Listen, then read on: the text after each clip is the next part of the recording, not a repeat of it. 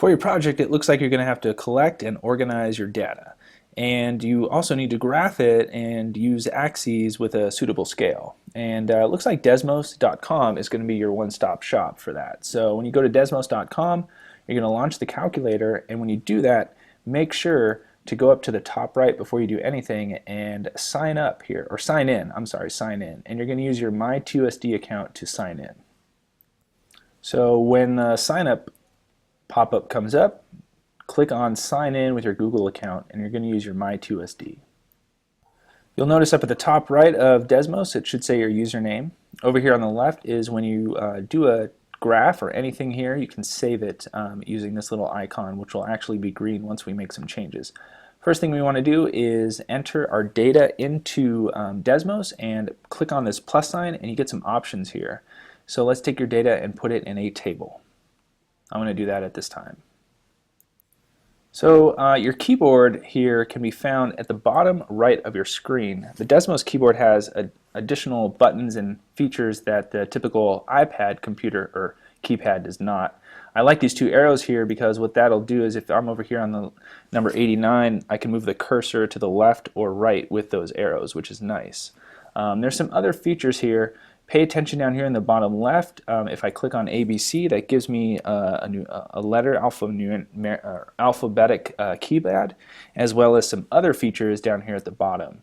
And you can just go back and forth between some expressions and so forth. Some nice features here. And you'll notice here in my table, I've got all of these. I'm using about 15 data points, and up here you'll notice my save icon is now green.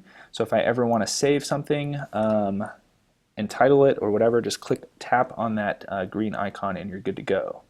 So for my data, I did a study on the number of hours that a student has studied for a test and their score. And in my graph I can see that those points are there. Let me show you a couple other cool features of Desmos. If you tap on that wrench right there, if you tap on projector mode, it will just make the data points pop out a little bit better, which I like.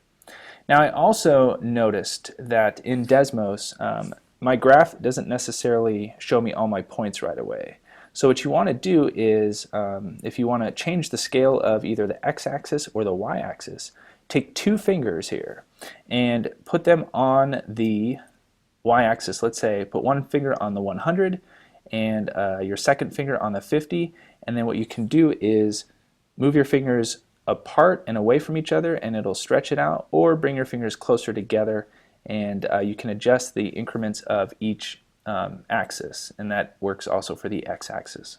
Now that I've got my data situated how I want it and represented, I want to get this onto my wiki project. So I've got two options here. I can take a screenshot of my iPad and go ahead and upload that to wiki.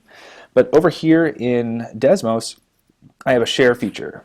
And if I tap on this right side over here, I get some options. So I could email it to my teacher, I could embed it on my wiki page, or I could get an image of it. So if you go through the embed route, if you tap on embed, you've got this code right here, and you're going to have to tap in there and pretty much select all of that code in there, which can get a little tricky, but it's definitely doable, and you can embed that code in your wiki page. So you've got two options here.